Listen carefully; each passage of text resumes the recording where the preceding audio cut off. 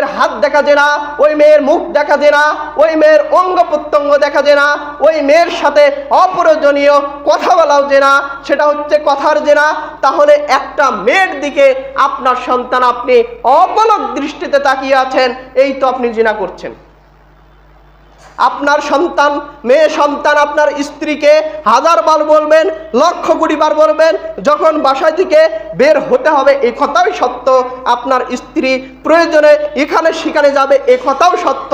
আপনার স্ত্রীকে বারবার অনুরোধ করবেন, বারবার বলবেন আপনার স্ত্রী যেন দেহেতে সুগন্ধ না মেখে, দেহেতে আতর না মেখে, শরীরে আতর না মেখে, আতর না মেখে যেন বের হয়। যদি আপনার স্ত্রী একটু পারফিউম শরীরে দেয়, আপনার স্ত্রী একটু সুগন্ধি ব্যবহার করে, এই সুগন্ধি নিয়ে যদি আপনার স্ত্রী বাহিরে আসে, পর পুরুষের সামনে যায়, সেই গন্ধ, সেই সুগন্ধি যদি কোনো পর পুরুষ পেয়ে যায়, রাসূল সাল্লাল্লাহু আলাইহি ওয়াসাল্লাম বলছেন ওই জিনাকারী মহিলা, উনি হচ্ছেন জিনাকারী মহিলা। নাউজুবিল্লাহ।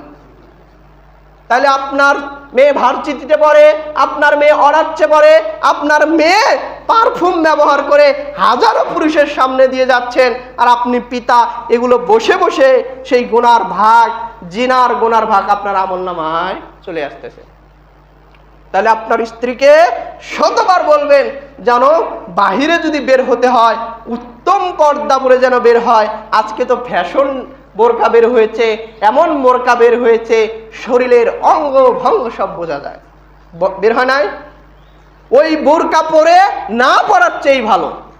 যে বোরকা পরলে আপনার শরীরের অঙ্গ ভঙ্গ সব বোঝা যায়, সেই বোরকা না পরাটাই ভালো।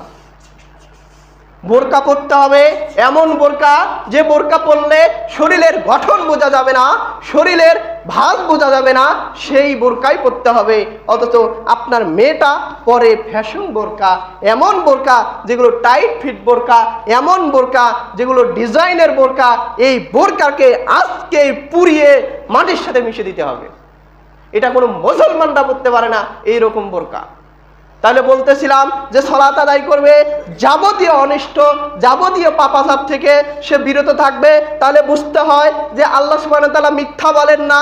বুঝতে হবে যে আপনি সালাত আদায় করেন, গুনাহের কাজ থেকে বিরত থাকতে পারছেন না, তাহলে বুঝতে হবে যে আপনার সালাত হচ্ছে না। যদি সালাত হতো তাহলে আপনি অনিষ্ট কাজ থেকে বিরত থাকতে পারতেন, অনিষ্ট কাজ থেকে আপনি দূরে থাকতে পারতেন।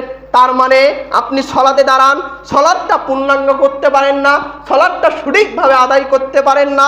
সালাত যদি সঠিকভাবে আদায় করতে পারতেন তাহলে আপনার দ্বারা গুনাহ সংগঠিত হতো না। তার মানে বুঝতে হবে আপনাকে পরিপূর্ণভাবে সালাত আদায় করতে পারেন না। আপনাকে আমি কি দিয়ে বুঝাই এই সালাতের গুরুত্ব?